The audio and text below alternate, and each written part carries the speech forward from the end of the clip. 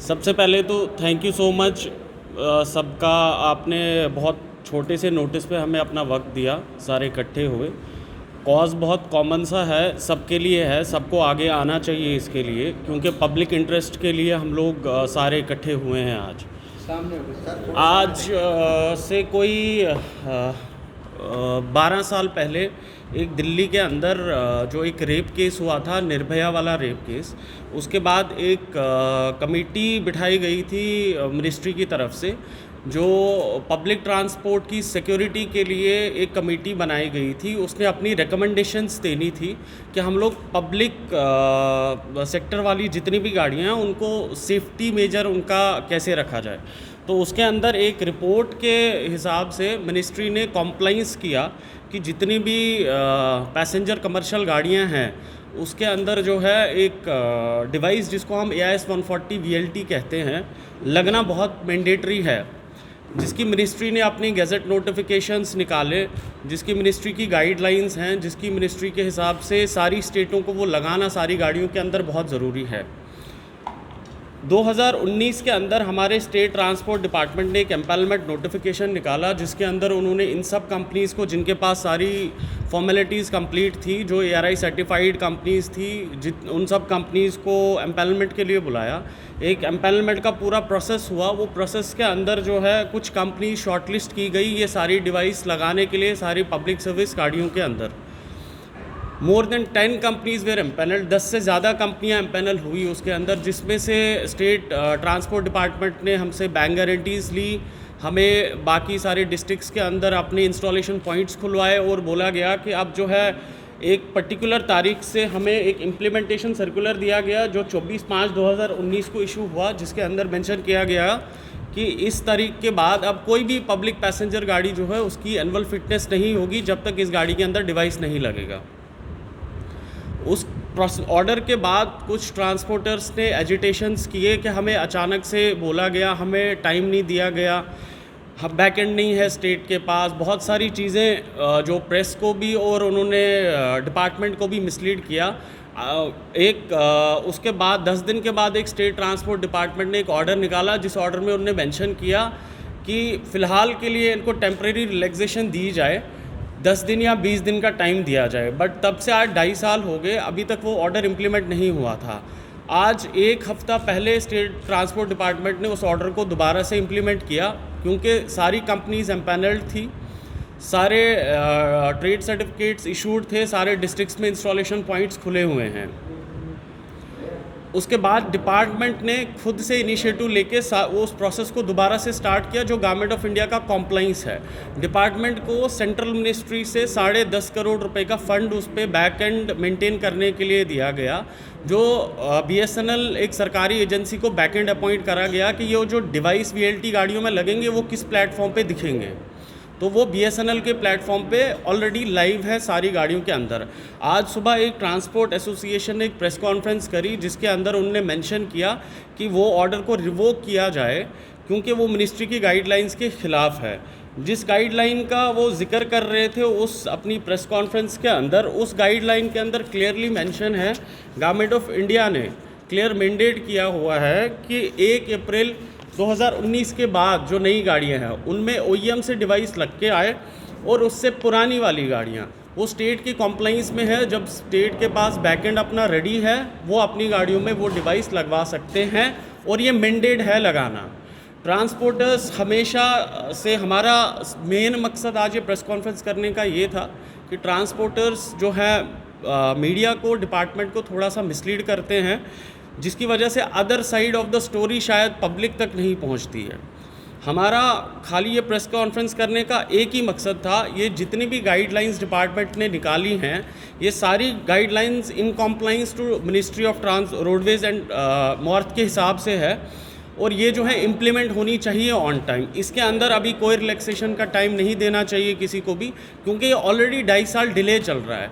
State ने 2.5 साल पहले हमसे सारी फॉर्मेलिटीज़ कंप्लीट करवाई और हमें ट्रेड सर्टिफिकेट्स इशू करे, और आज की डेट में जो है अगर ये चीज़ मैंडेट की गई तो प्लेटफॉर्म भी रेडी है, सारी चीज़ें इन कॉम्प्लाइंस है। तो ये चीज़ जो है इसको इम्प्लीमेंट करना बहुत ज़रूरी है, क्योंकि जिस मकसद से ये इम्प्लीमेंट किया गया, ये एक डिवाइस है जिसके अंदर, जो गाड़ी के अंदर लगता है, डिपार्टमेंट के पास उनका प्लेटफॉर्म है जहाँ पे वो लाइव डेटा आ रहा है गाड़ी का। उसके अंदर एक पैनिक बटन लगता है, AS 140 कॉम्प्लाइंस पैनिक बटन जिसको कहते हैं। अगर किसी भी पैसेंजर को, किसी भी कभी भी पैसेंजर हो, वुमेन पैसेंजर हो या मैन पैसेंजर हो, कोई भी इनसिक्योरिटी लगती है तो वो पैनिक बटन प्रेस करते हैं, जो बैकएंड पे डिपार्टमेंट के पास में उसका प्लेटफॉर्म है, उधर अलर्ट आ जाता है, और जो नियरेस्ट फ्लाइंग स्क्वाड और एम्बुलेंस होती है वो उस नियरेस्ट जो भी फ्लाइंग स्क्वाड और एम्बुलेंस होगी वो उस पर्टिकुलर गाड़ी के पास पहुंच जाती है। सर, ट्रांसपोर्टर की बात करें तो उनकी तरफ से आरोप इस तरह के लगाए जा रहे थे कि जो ये, मैंने भी वो सारी मीडिया बाइट्स हमने सुनी, हम भी उसीलिए आज यहाँ पे बैठे हुए हैं। सर, AIS 140 डिवाइस एक अलग चीज़ है, एक चाइनीज़ GPS लगाना एक अलग चीज़ है। ट्रैक, ये गवर्नमेंट ऑफ इंडिया की कॉम्प्लाइंस है कि AIS 140 डिवाइस ही लगना चाहिए, वो स्टेट की पावर में नहीं है, वो गवर्नमेंट ऑफ इंडिया ने ऑलरेडी कॉम्प्लाइंस की हुई है। सारे हिंदुस्तान के अंदर AIS 140 डिवाइस लग रहा है, जिसके साथ में एक पैनिक बटन लगता है। डिवाइस की कॉस्टिंग अभी भी वही 4 से 5 हज़ार की ही है, लेकिन उसके ऊपर से जो बैकएंड के BSNL के या सरकारी कुछ चार्जेस लगते हैं, वो गवर्नमेंट को फीस जाती है, जो जिसके ऊपर वो अपना बैकएंड ऑपरेशंस चलाते हैं। जो उसके अंदर 2 eSIM कार्ड्स लगते हैं, वो उनके पैसे होते हैं जो एडवांस पेड आते हैं 2 साल के लिए। ये जो डिवाइस है, चलाता है कंडक्टर, चलाता है कंडक्टर, फिर बोलते हैं जी वो बाल बच गया, फिर वो कोर्ट के सामने आ जाता है जी ड्राइवर लाइसेंस। कितना इसके ऊपर कर्व हो जाएगा कि जब ये सिस्टम लग जाएगा, कितने इसमें कटौती हो जाएगी एक्सीडेंट में? सर, एक्सीडेंट्स की कटौती की अगर आप बात करेंगे, बहुत हेल्प आउट करेगा डिपार्टमेंट को ये।